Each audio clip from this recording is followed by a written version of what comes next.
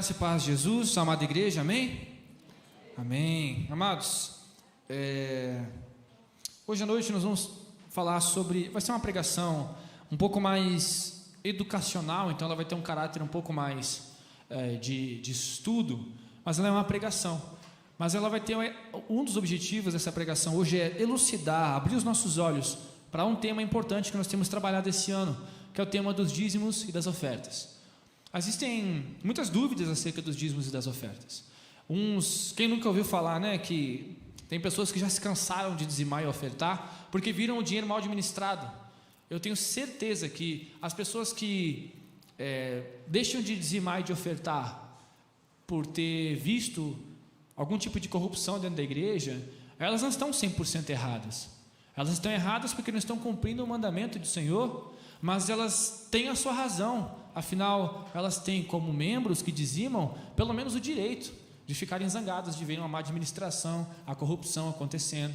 Então é importante a gente tratar desse assunto, porque existem muitas pessoas que dizem: pastores só querem saber de dinheiro, os pastores de hoje em dia só querem saber de dinheiro, só querem saber de tirar do povo. Nós vemos muitos pastores na televisão, no rádio, no dia a dia, e nós temos visto realmente que existe muita dúvida sobre esse tema. É um tema polêmico, tem pessoas que não concordam, tem pessoas que discordam. Então essa pregação de hoje é para que nós possamos juntos ver o que a palavra de Deus nos fala sobre isso. Eu tenho certeza que você deve ter ouvido algumas pessoas dizendo também que dízimos e ofertas são coisas do Antigo, do Primeiro Testamento. Eu já ouvi isso.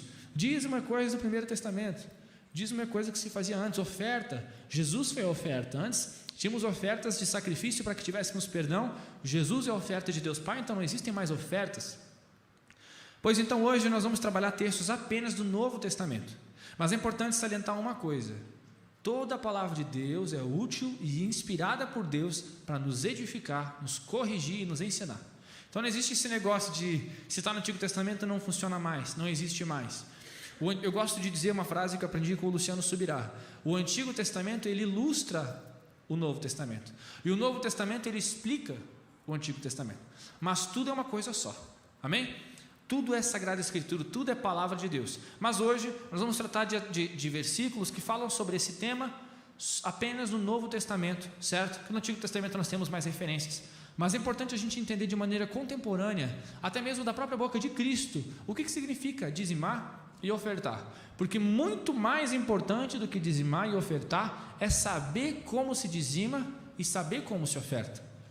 Você sabia, por exemplo, que se você for dar uma oferta para alguém ou para o altar do Senhor, mas você estiver em conflito com outro irmão da igreja, você deve, antes de ofertar, deixar a tua oferta no seu bolso ou no seu banco, ou aquilo que você quer fazer, deixa em stand-by e vai te consertar com um amigo, com um irmão da igreja que você tem problema, e depois oferta. Você sabia disso?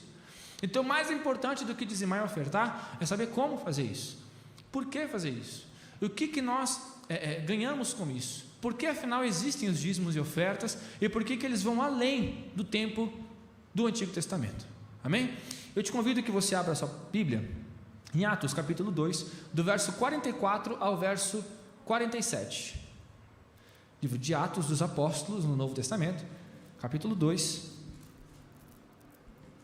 do verso 44 ao 47. Vou dar um tempinho para os irmãos acharem. É importante que todos abram suas Bíblias. Eu sei que nós projetamos, mas é importante que todos... Vou tirar um pouquinho do grave. Som. É importante que todos tenham a sua Bíblia e possam ver os textos juntos. Amém? Todos acharam? Atos 2, do 44 em diante. Diz assim, a minha versão é a Nova Almeida atualizada: todos os que criam estavam juntos e tinham tudo em comum. Eles vendiam as suas propriedades e bens, distribuindo o produto entre todos, à medida que alguém tinha necessidade. Diariamente perseveravam unânimes no templo, partiam pão de casa em casa e tomavam as suas refeições com alegria e singeleza de coração, louvando a Deus e contando com a simpatia de todo o povo. Enquanto isso, o Senhor lhes acrescentava dia a dia os que iam sendo salvos. Aqui nós vemos a narrativa dos primeiros cristãos na primeira manifestação de igreja. O primeiro relato sobre igreja após Cristo ir ao céu é Atos. Atos, logo no capítulo 2, nós temos o quê? Que eles permaneciam juntos, unidos, os irmãos, eles partiam o pão, eles iam de casa em casa, eles saíam juntos, se protegiam, se ajudavam, oravam uns pelos outros. A gente vê tudo isso na narrativa dos Atos dos Apóstolos. Mas olha que interessante, entre todos esses atos de piedade, de bondade que Cristo ensinou, estavam lá o quê? Os dízimos e ofertas. Mas perceba que esse negócio de dízimo sendo 10%, que é a 10ª parte, algo que vem do Antigo Testamento, aqui não é citado. Você não vê a palavra dízimo ou a 10ª parte, mas você vê a expressão que diz: vendiam as suas propriedades e bens, distribuindo o produto entre todos, à medida que alguém tinha necessidade. Então, o que definia o dízimo e a oferta deles? A necessidade da igreja. Aqui o percentual deixa de ser a marca do mandamento, mas a necessidade. E qual que é a necessidade da igreja? Qual que é a necessidade da igreja? Qual que é o objetivo de igreja existir? Anunciar o reino de Deus. Então, enquanto o reino de Deus não for anunciado em toda a terra, há necessidade, há dízimos e ofertas que terão que ser entregues. Os bens eram vendidos entre eles, depositados aos pés dos apóstolos, certo? Porque era a liderança da igreja, e eles dividiam segundo a necessidade de cada um. Então aqui nós vamos trabalhar os dízimos em 3 pontos. 3 pontos, tá bom? Primeiro ponto: o dízimo como auxílio entre os irmãos.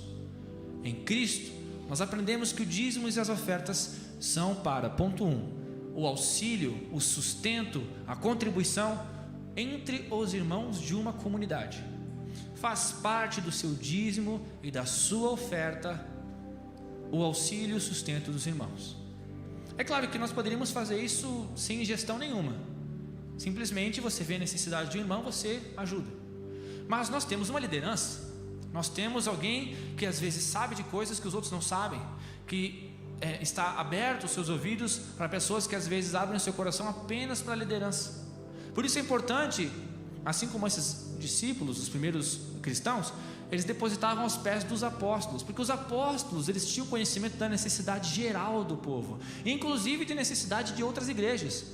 Ou você acha que existia só uma igreja em um lugar? Existiam 4, 5, 6, 10 igrejas, em Corinto, em Éfeso, em Filipos, haviam várias igrejas, em Jerusalém.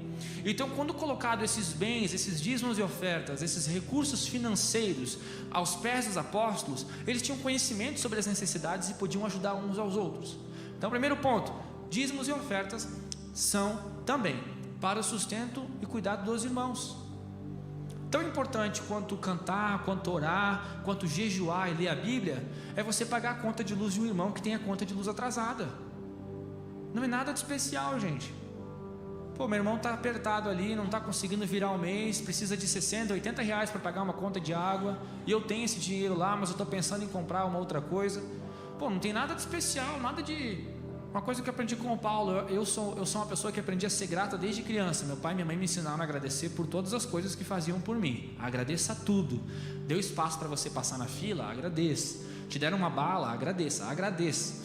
Então, um dia eu cheguei para o Paulo e falei: pô, Paulo, obrigado pelo almoço, Deus abençoe. Eu falei assim: pô, obrigado pelo almoço, rapaz. Você vem na minha casa e se eu não te der um almoço, como é que fica? Obrigado pelo quê? Não tem nada de especial. Para mim foi especial, mas para o Paulo já é uma mentalidade de alguém que entendeu que o serviço faz parte, certo? Citei o Paulo aqui, mas tenho certeza que cito todos nós. É cultura do brasileiro servir bem uns aos outros, sobretudo cultura do cristão. Então, o dízimo e oferta é para, ponto 1, sustento entre os irmãos. Quando a igreja percebe uma necessidade, ela tem cesta básica. Quando a igreja percebe uma dificuldade, ela tem condições de ajudar alguém da igreja, certo? Eu já fui muito ajudado pela igreja como membro. Várias vezes eu precisava de comida em casa e a igreja tinha cestas básicas para mim e para minha família. Uma vez bateram no Fusca do meu pai. Nós tínhamos um Fusca verde, a gente chamava ele de abacate. Depois meu pai trocou por um Fusca marrom, aí zoavam a gente, que a gente ficou só com o caroço. O Fusca verde do meu pai, ele estava dando uma ré, veio um caminhão na contramão, devia ser um caminhão roubado, ele estava muito rápido, e bateu na traseira do Fusca, arrastando o Fusca, e amassou, destruiu completamente o paralama traseiro. Eu era criança, eu achava que o Fusca tinha sentimento. Então meu pai chegou em casa e falou assim: o Fusca ficou dodói, bateram nele. Eu fiquei tão triste com aquilo, eu fiquei tão chateado, tão comovido com aquilo. Eu olhava para o Fusca todo amassado e eu lembro que eu chorava, porque eu sabia que era muito caro arrumar, não tinha condição de arrumar. A gente começou a andar 2 semanas já com o carro batido, não tinha pisca do lado direito do Fusca, porque foi completamente destruído o paralama. Eu fiquei tão chateado com aquilo. Eu tinha, acho que uns 10 anos de idade, mas eu fiquei tão chateado com aquilo que eu cheguei a dizer assim, eu tinha 10 anos, e eu falei assim: Deus, por que o Senhor não protege meu pai? Tem tanta gente que tem dinheiro, tem carro, tem Mercedes, tem carrão, tem Citroën, que era o carro top da época, né, Mateus? O Citroën, né? E, poxa, vai bater justamente no Fusca de um pastor que não tem condição de arrumar o próprio paralama. Poxa vida, cara, que situação. Falei: oh Deus, tanta gente foi escolher logo a gente. Onde o Senhor estava para proteger o meu pai? Eu lembro que eles demoraram a chegar em casa naquele dia. Tinha passado 1 hora do horário que meus pais chegavam. E eu comecei a orar em casa: Deus, cuida dos meus pais. Eu comecei a sentir desesperado, eles nunca atrasavam. Onde que eles estão? Será que aconteceu tudo certo? Aí minha mãe chegou em casa chorando, que ela estava assustada com um acidente. E eu pensei: meu Deus, o que aconteceu com meu pai? Minha mãe está aqui, mas cadê meu pai? Cadê meu pai? Cadê meu pai? Aí meu pai falou: não, o pai está bem, só bateram no paralama do carro. Mas eu fiquei desesperado com aquilo, gente. Para uma criança de 10 anos, aquilo foi um grande acidente, foi um evento histórico, marcou a minha vida, tadinho do Fusca Verde. Eu lembro que na 3ª ou 4ª semana, foi quase um mês, eu indo para a escola com aquele carro e tal, meu pai levando a gente com aquele carro. Veio um irmão da igreja e nos abençoou com um paralama. Eu lembro até hoje do valor, R$280. O paralama preto, que comprava a peça do carro, o carro vinha com a peça preta, né? Aí o pai falou assim: ótimo, agora nós temos que pagar para instalar e tem que pagar para pintar. Eu pensei: meu Deus do céu, não acaba nunca de pagar as coisas. Mas eu lembro que a igreja pagou o resto. Meu pai era pastor da igreja, um dos pastores, e a clã da igreja batista, que a gente chama de classe de membresia, né, os membros, eles falaram que não, a igreja ia ajudar, porque era um carro para missão e tudo mais. Gente, eu fiquei tão feliz com aquilo, porque aconteceu o seguinte: o Fusca é verde, só que Fusca, gente, você nunca vai encontrar a cor igual do Fusca. Então na hora de pintar o paralama, Mateus, ia ficar na cara que aquele paralama era totalmente diferente do resto do carro. Então a igreja achou por bem pintar o carro inteiro. Ficou 1 mês fora. Quando o carro voltou, eu vi aquele Fusca brilhando. Eu falei: nossa, cara, Deus é bom. Precisaram bater no Fusca do meu pai para deixar o carro ainda melhor. Aí eu sonhava que batessem os outros carros que meu pai teve, para que fosse arrumado. Meu pai tinha um Chevette com a traseira toda destruída, e quando bateram atrás dele, eu falei: nossa, glória a Deus, agora vamos arrumar essa traseira aí. A igreja é para sustento dos irmãos. Poxa, é um meio de transporte, era para a família. Então o dízimo e oferta na igreja é muito importante, gente. Quando você trouxer o dízimo e oferta, lembre que você está trazendo desde a oferta que você tiver lá de R$2, até a oferta do dízimo que você tem, né, 10% do seu salário, ou mais, aquilo que Deus colocar no seu coração. Poxa, isso vai ajudar muito alguém, ou alguns, ou muitos. Ainda nessa perspectiva de auxílio entre os irmãos, a gente também entende que nós podemos, através dos dízimos e de ofertas, ajudar pessoas que nem são cristãs, que às vezes batem aqui na igreja, e não são poucos, né, pastor? Que bate aqui e pergunta se tem alguma coisa, uma roupa, um moletom, um cobertor. E qual que é a primeira atitude que a gente toma, pastor? A gente vai nas salas e vê se encontra alguma roupa, ou se encontra algum cobertor. Mas seria tão melhor, 1000 vezes melhor, se a gente tivesse condição de dizer assim: onde você mora? Ah, moro lá, moro na rua. Não, a gente vai comprar para você. Vai numa loja, deixa ele escolher. Imagina que alegria seria fazer isso para alguém. Uma pessoa que bate numa porta perguntando por alguma coisa, você leva no mercado e escolhe qual você quer. Jesus está comprando para você. A nossa igreja junta ofertas aqui, porque a gente entende que Deus cuida de você. Poxa, venha na igreja. Os irmãos que tem lá tem muito mais para te dar, tem Deus para dar para você, eles vão orar por você, eles vão auxiliar você, vão aconselhar você. Talvez você consiga um emprego com algum dos irmãos da igreja. Venha para a igreja.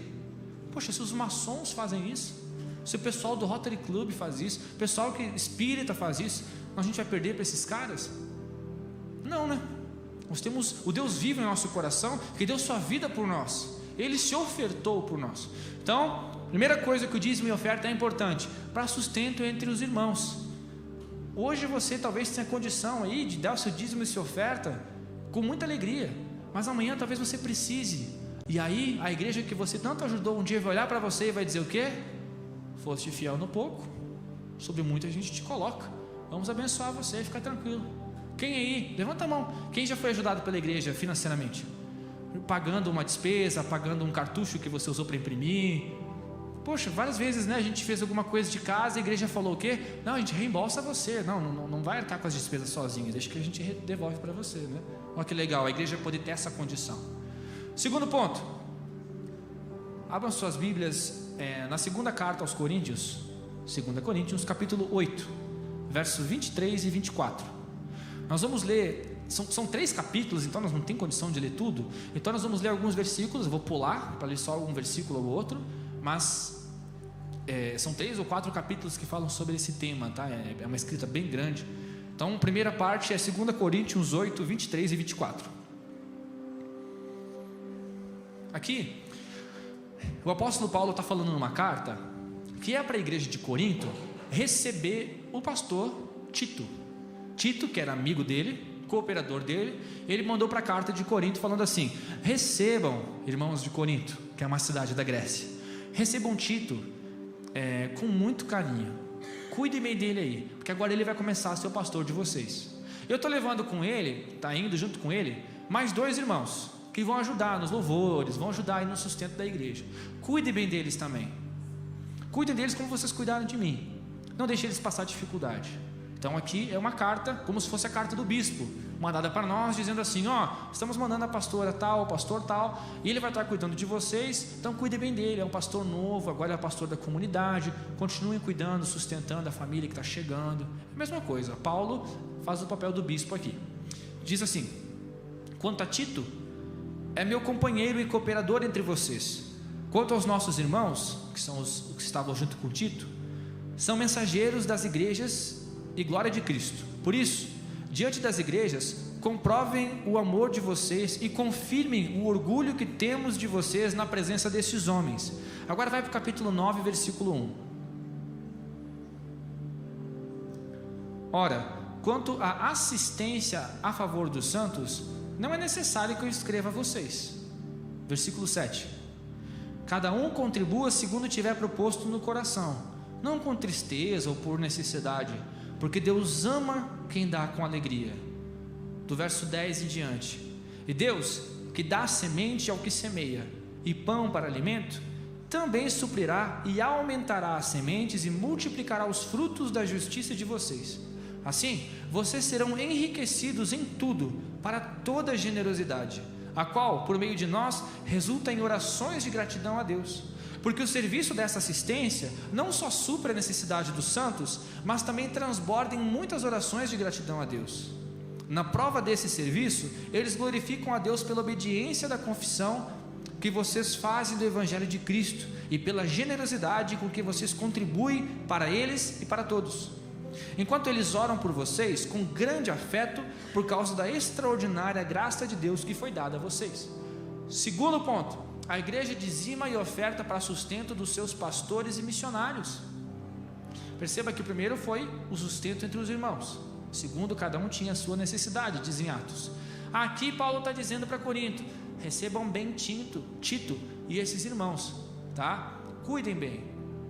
Eu não preciso escrever para vocês sobre o sustento dos santos, ou seja, o sustento daqueles que vão liderar vocês. Não preciso, né? Então assim, contribuam segundo Deus colocar no seu coração, não por necessidade, não por constrangimento, tá? Mas entendendo que Deus vai enriquecer vocês, para que vocês, cada vez mais ricos, possam ser cada vez mais generosos, e assim vocês serão sustentadores da missão. Diz ali nos últimos versículos: porque o serviço dessa assistência não só supre a necessidade dos santos, mas também transborda em muitas orações de gratidão a Deus. Então, os dízimos e ofertas são instrumentos para que as pessoas possam orar com gratidão a Deus. Os pastores, os missionários, os evangelistas, os mestres que se dispõem em tempo integral não têm tempo para sustento próprio. Alguém aí já conheceu algum missionário que se integrou 100% do tempo para Deus? Já se entregou 100% para a obra? Alguém conhece um missionário assim? Como é que é, Gabriel? Só vive de doação. Eu conheço um missionário assim, conheço alguns missionários assim, eles não têm perspectiva de estadia, de compra de objetos. Eu já vi um missionário que não tinha nada. E aí um dia ele ganhou um lindo par de tênis. E aí ele estava andando na rua com um par de tênis, ele pedia a Deus um tênis, e ele viu alguém sem tênis, pois ele tirou os tênis e deu para quem estava precisando, e continuou sem tênis. Porque para esses missionários, para esses pastores que se dedicam em tempo integral, nada é deles. Agora, seria muito melhor se ele tivesse condição de ter o dele e também de ofertar para aqueles que não têm. Não seria melhor? Seria muito melhor. Então, a segunda parte, o segundo ponto que eu quero trabalhar aqui com vocês é que os dízimos e ofertas são para sustento dos líderes. É muito bom poder ter líderes espirituais 100% disponíveis para nós, ali de tempo integral, que se dedicam muito. Eu vou contar para vocês uma coisa, gente. Os pastores sérios, os missionários sérios, eles passam a maior parte do tempo orando, jejuando, lendo a Sagrada Escritura, buscando a Deus. Eu sou muito cobrado por Deus. Se eu passo mais tempo me divertindo do que orando, não preciso um dia que a igreja fale assim: não, a gente não quer mais te sustentar. Não preciso. O próprio Deus olha para mim e fala assim: você está reprovado, você é um impostor e é o lobo das ovelhas, eu vou te tirar da igreja. O próprio Deus trata assim. Sou muito cobrado pelo Senhor. A pastora é muito cobrada pelo Senhor, porque nós vivemos e somos sustentados pela igreja. Então qual que é a nossa maior obrigação? A igreja. Qual que é o nosso trabalho? A igreja. Enquanto os irmãos acordam, como eu também acordei muito tempo, cedinho, pegava um ônibus, ia para a empresa, é importante que os pastores acordem cedo e busquem o Senhor, adorem o Senhor, buscam sabedoria do Senhor. Por quê? Porque eles vão dedicar 100% da sua vida à obra. Agora, como que eles farão isso se terão que trabalhar também? Eu tentei trabalhar e estudar na faculdade, gente. É muito difícil. É extremamente estressante. É ou não é, Mateus? É muito estressante. Escrever uma pregação, gente, um sermão, de acordo com o coração de Deus, precisa às vezes que a gente leia 6, 7, 8 livros da Bíblia. Procure 8, 9, 10 comentários bíblicos, para que a gente entenda, porque para nós é muito sério trazer uma pregação aqui, que seja aquilo que realmente está escrito. O meu avô dizia: aquele que não se prepara no sermão, aquele que prega o que acha que está escrito, ele não é um pastor, ele é um impostor, ele veio para enganar. E a Bíblia fala, sabe o quê? Que são falsos profetas. Nesses mesmos capítulos aqui desse texto de 2 Coríntios em diante, Paulo diz que existem muitos aqui que vivem do ministério, que não são pastores, são falsos profetas, são falsos pastores, e que enfrentarão o juízo de Deus. Ele usa palavras duras. Então é importante que a igreja saiba que o dízimo e a oferta também é para o sustento desses. Se um dia você vê o seu pastor bem, glória a Deus por isso. Por quê? Porque é sinal que existe uma igreja saudável cuidando dele. Ao mesmo tempo, fique de olho no seu pastor, porque se o pastor começar a ter muitas coisas e nunca abrir a sua casa para receber a igreja, nunca usar o seu carro para dar carona, nunca usar suas finanças para ajudar quem precisa, talvez ele tenha se perdido. E eu preciso que você olhe por ele. O meu sonho, o meu desejo é que os nossos pastores, eles possam abandonar de imediato tudo que tem, sem problema nenhum. É o meu sonho, meu desejo. Eu dou graças a Deus que eu vejo na pastora um exemplo assim. Eu tenho certeza que você vê isso na pastora, tenho certeza. A casa da pastora é minha casa. Eu fui lá uma vez e eu me senti melhor do que em muitos lugares, porque eu tinha tudo à minha disposição. É ou não é? É tudo à minha disposição, tudo à nossa disposição. Eu nunca vi um pastor fazer retiro na sua casa, nunca vi. Eu conheci muitos pastores que a porta nem era trancada, gente.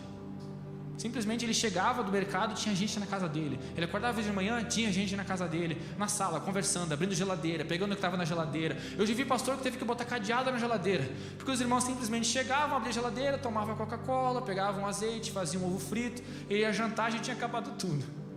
Ele tinha que trancar às vezes. Então que sejamos uma igreja que ela é liberal, ela sabe dar com alegria e sabe se desprender. Isso não é só do pastor, do missionário, do profeta, isso é para toda a igreja.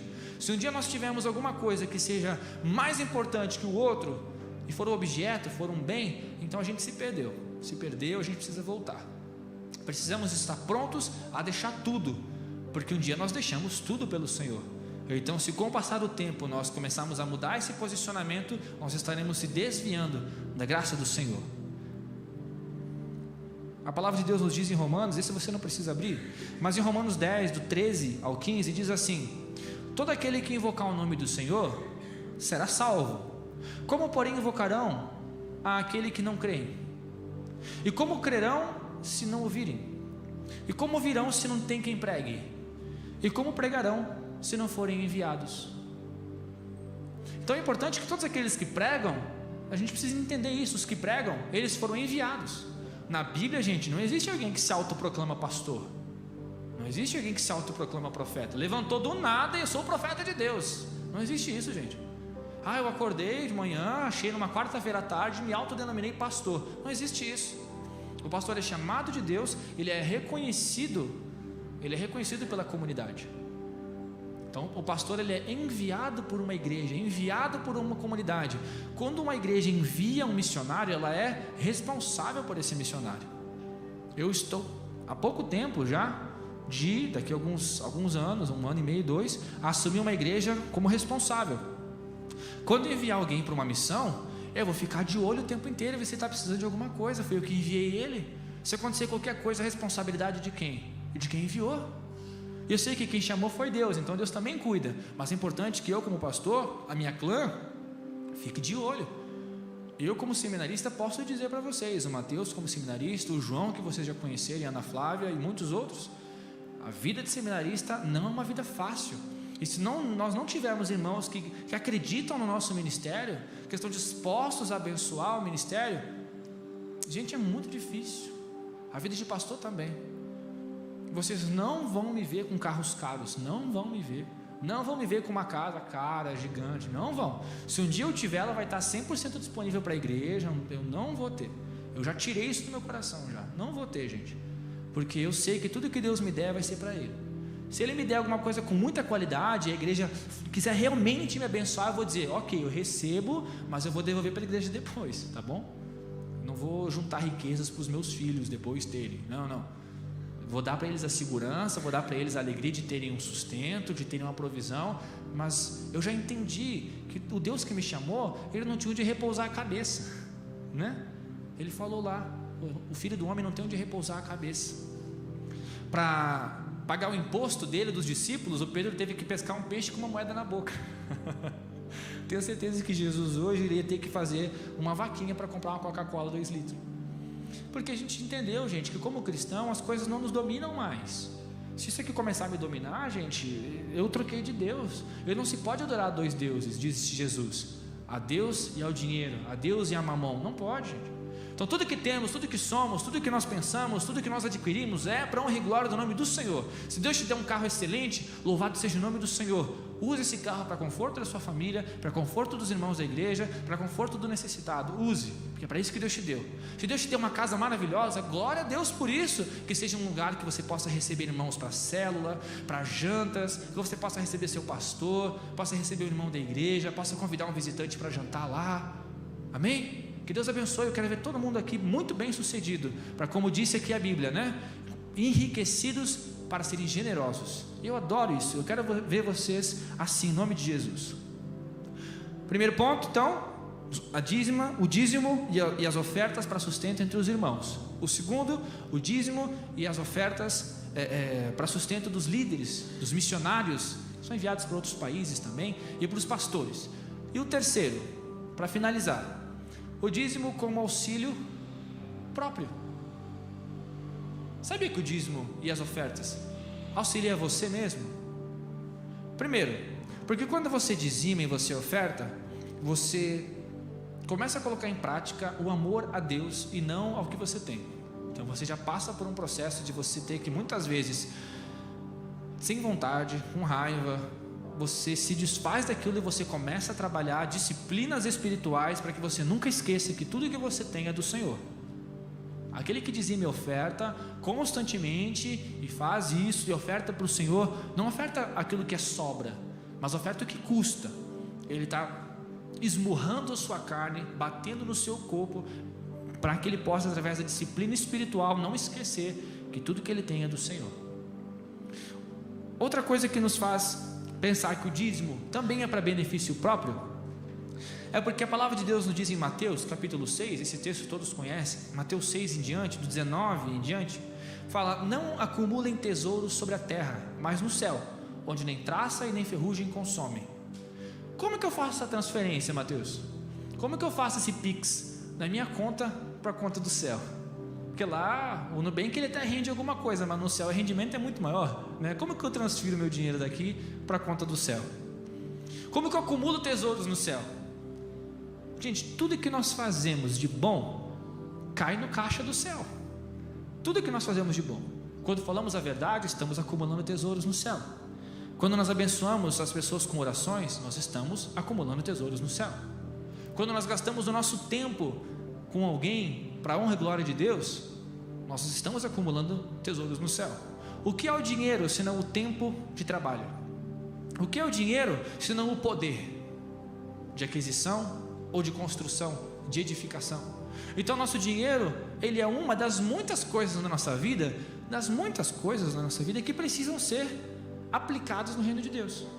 Por isso, nós não devemos pensar em acumular tesouros aqui, poderes aqui, conquistas aqui, mas conquistas no céu.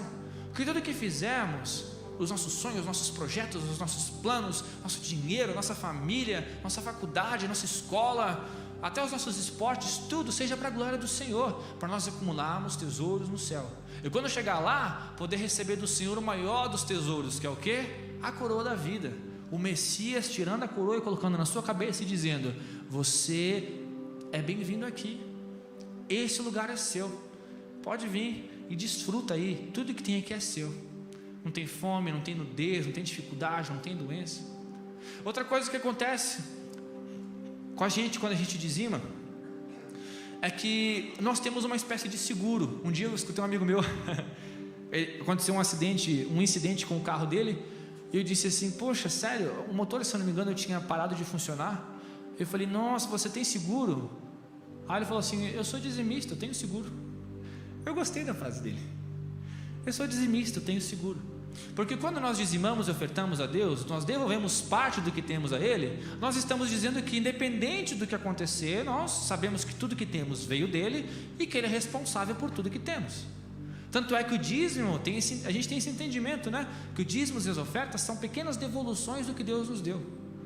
Então, se são devoluções do que Deus nos deu, o que temos veio de Deus, Deus é soberano sobre o que temos, Deus vai gerir tudo o que temos. Então, independente do momento, aquilo que acontecer conosco, com nossa família, com os nossos bens, tudo é de Deus, tudo procede de Deus, tudo é da conta de Deus. O melhor seguro de vida que você tem, o melhor seguro automotivo que você tem, o melhor seguro imobiliário que você tem, é você ter Deus. E quando você tem Deus, Deus é dono de tudo que você tem. Por isso, esse último ponto que a gente trabalha, que o dízimo e oferta é para benefício próprio, é porque quando você entende que o que você tem veio de Deus, esse é o maior benefício. Reconhecer a fonte de todas as coisas da sua vida. Ele é a fonte de todas as coisas que temos, gente. Ele é a fonte. A gente não precisa ficar pensando em estocar pequenos copos de água dentro da nossa casa. Nós temos essa fonte. Não tem fim essa fonte, é uma fonte que jorra para a vida eterna. Ele é a fonte, a origem de todas as coisas. Não se preocupe. Seja responsável com o seu dinheiro, seja responsável com o seu trabalho, seja responsável com os seus dons. Mas lembre que, além de você, nós temos um outro responsável por tudo que você tem, o próprio Senhor. Por isso, aquele que dizima e oferta, ele dorme e descansa, porque ele sabe que tudo que ele tem veio do Senhor. Por isso é importante que a gente esmurre a nossa carne, que a gente prove para nós mesmos, para o nosso eu, que não é o nosso trabalho, não é a nossa economia, os nossos investimentos que vão garantir o futuro, é o nosso Deus. Lembra do texto onde tem um homem que Jesus conta uma parábola, que havia um homem que ele construiu um grande celeiro, ele aumentou o celeiro dele, construiu um celeiro muito maior, e ele falou assim: pronto, agora sim eu vou poder colocar tudo que eu tenho dentro desse celeiro, toda a minha colheita aí dentro, e agora eu posso descansar em paz, gente. Agora eu tenho aí estoque para o resto da minha vida. Aí Jesus diz que Deus chama esse cara de louco. Hoje você vai morrer, Hoje vão te pedir a tua alma. Hoje. E aí? Do que valeu todos esses anos construindo tudo isso para aproveitar nos próximos anos da sua vida, se quando você vai começar a aproveitar, você deixa de existir? Então, o melhor empreendimento que construímos, o melhor seguro que fazemos, os melhores investimentos que fazemos é a transferência dessas contas para a conta do céu. Vamos depositar no Senhor a nossa confiança, depositar no Senhor o nosso futuro. Amém? Vamos descansar no Senhor. Para terminar, lembrem que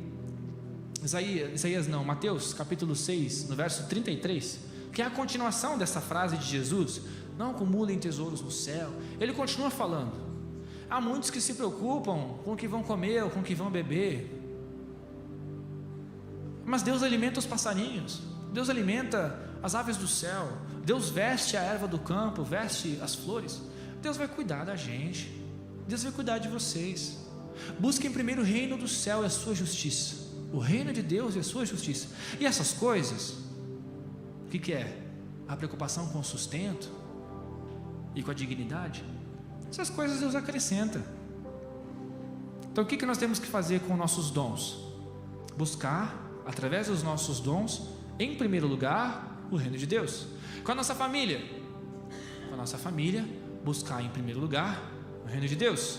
Com o nosso trabalho, com o nosso carro, com as nossas finanças, buscar o reino de Deus. Quando você pega parte das suas finanças e você oferta na casa de Deus e na vida dos seus irmãos, você está buscando o reino de Deus. Por quê? Porque você está buscando em primeiro lugar o reino de Deus e sua justiça. Porque aquele que sustenta um pastor, sustenta um missionário, ele é instrumento de Deus para a expansão do reino de Deus. Se você tiver isso como prioridade, então você está buscando primeiro o reino de Deus e sua justiça. Não é fácil, mas também não é difícil. Eu já tive situações onde eu não consegui dizimar. Eu percebi que eu não ia conseguir dar volta, eu não tinha que fazer, ficar com o nome vermelho, o nome sujo. E eu decidi que eu ia pagar essas contas, e o primeiro dinheiro que entrasse eu já ia depositar tudo e com juros devolver para o Senhor. E eu fiz isso. Mas aí eu pensei: poxa, eu confiei que no futuro eu teria condição de dizimar com juros, mas eu não confiei que dando dízimo primeiro eu teria condição de pagar minha dívida depois. Olha que estranho. Eu consigo ter mais fé no meu trabalho, em pagar a Deus, do que tem em Deus que vai pagar o meu trabalho. Então eu decidi, e coloco isso diante dos irmãos, sobretudo a partir de hoje, independente, gente, de o que está passando na minha família, os meus filhos. Agora o Miguel está quase chegando. Eu quero ter a alegria de chegar para Deus e dizer assim: Deus, é só o que eu tenho, nós vamos morrer de fome hoje, mas está aqui, Senhor, e agora eu preciso que o Senhor cuide de mim, viu? Cuide da minha esposa, por favor. Eu tenho uma dor profunda no meu coração quando eu penso que alguma coisa pode acontecer com a minha esposa. Eu me sinto responsável pela segurança e pela saúde da minha esposa, porque esse é o papel que Deus deu para mim como provedor da casa, de servir e de sustentar a minha esposa. Inclusive vocês têm 100% de direito e autoridade de me julgar como pastor da maneira como eu cuido da minha esposa, porque a palavra de Deus diz que se eu não souber cuidar da minha casa, eu não vou saber cuidar da igreja. Não está escrito isso lá em Atos? Então vocês têm todo o direito de olhar como eu estou cuidando da minha esposa, como eu estou cuidando da minha casa, e assim vocês vão saber como eu sou como pastor. Isso é muito sério.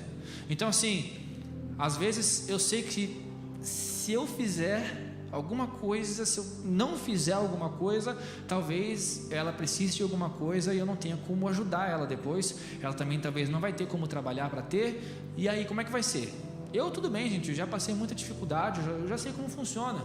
A Isabela também, ela não é fraquinha, ela é extremamente forte e guerreira. Só que, poxa, eu queria que ela tivesse conforto, né, gente? Que ela tivesse uma condição um pouco melhor. Todo mundo que ama quer que os seus amados tenham conforto. Mas eu aprendi uma coisa, que a Isabela tem fibra, e que eu tenho fibra, e que nós temos que aprender a passar pela dificuldade dando glória a Deus. E se nós não tivermos onde repousar a nossa cabeça, então estaremos imitando o mestre. E se eu imitar o mestre, dever cumprido. Amém? Vamos cuidar da casa do Senhor, porque em primeiro lugar, ajudaremos uns aos outros. Em segundo lugar, ajudaremos a liderança da nossa igreja, sustentaremos os missionários do Senhor. E em terceiro lugar, estaremos atraindo bênçãos para nós mesmos, porque quando cuidamos daquilo que é de Deus, Deus cuida de todo o resto. Amém? Se coloca de pé, vamos louvar esse Deus, vamos exaltar esse Deus.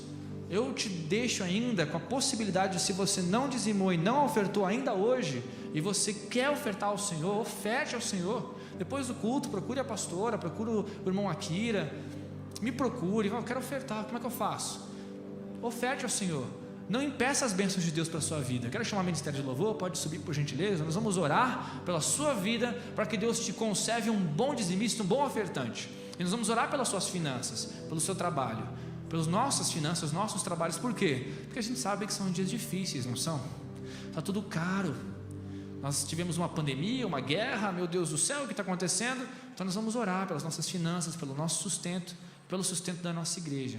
E agora, quando falarem para você alguma coisa sobre dízimo e oferta, que fugir da palavra de Deus, você sabe, e você tem o dever de ensinar a sua casa, os seus filhos, os seus irmãos, e qualquer um que entrar aqui, o dever de ensinar as bênçãos de servir ao Senhor também com nossas finanças. Amém? Que Deus nos abençoe. Feche seus olhos.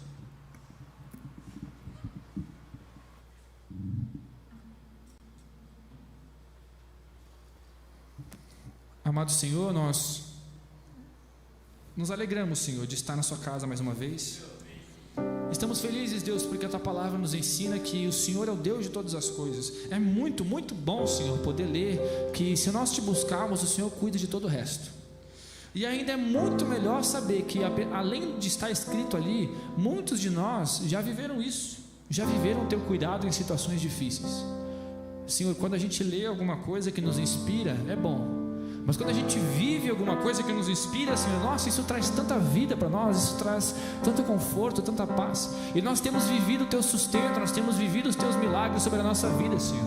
E seria completamente injusto, seria um ato de pecado gigante nós não reconhecemos que o Senhor nos sustenta e nos ajuda. Poxa, diante de tanta dificuldade, Senhor, o Senhor nos preservou até aqui. E eu sei, Pai, eu sei, eu posso ver nas nossas finanças, Deus. Eu vejo com a minha casa e sei que todos nós aqui, nós vemos que vai muito além do nosso trabalho, da nossa capacidade administrativa. Realmente tem acontecido os milagres nas nossas vidas. Irmãos piedosos que semeiam em nossa vida, irmãos piedosos que compartilham conosco os seus bens, que nos ajudam a vencer dificuldades, que nos dão caronas, que nos compram alimento, que pagam o nosso lanche. Irmãos que estão juntos, como diz Atos, que tem tudo em comum. Pai, nós queremos dizimar e ofertar na sua casa, não por obrigação, Deus, não. Os que são obrigados são crianças que não entendem as ações dos seus pais, mas nós te entendemos, Senhor, nós não somos mais crianças. Nós queremos ofertar na sua casa com alegria, Pai, entendendo que é bom para as pessoas que estão à nossa volta e bom para os nossos líderes e também bom para nós mesmos, Deus. E assim, quando nós sustentarmos aquele que tem dificuldade, nós saberemos que estamos te imitando, e que no dia que tivermos dificuldade, poderemos clamar a ti, e certamente seremos ouvidos, porque a tua palavra diz que aquele que planta, colhe, que aquele que semeia, colherá com alegria. E Pai, conforme o Salmo 126 diz, ainda que plantemos com lágrimas, Senhor, eu sei que quando a gente voltar, nós voltaremos com os molhos das nossas mãos, nós voltaremos, Senhor, com os braços fartos, cheios, nós voltaremos, Senhor, com a alegria de uma grande colheita, Senhor, e que essa colheita seja vida, seja almas alcançadas através das nossas finanças, dos nossos trabalhos. Pai, continua nos sustentando, continua cuidando de nós, Deus, da nossa casa, do nosso dinheiro, das nossas finanças, dos nossos filhos, dos nossos amigos, Senhor, continua, Pai, nós precisamos do teu sustento, afinal, nós não vivemos só de pão, mas do nosso Deus, que nos sustenta com a sua palavra. Obrigado, Senhor, obrigado por ser o nosso Deus, por ser o nosso Pai querido, por ser o nosso Senhor, o nosso sustentador, o sustentador da nossa fé. Obrigado, Senhor. Amém, Deus.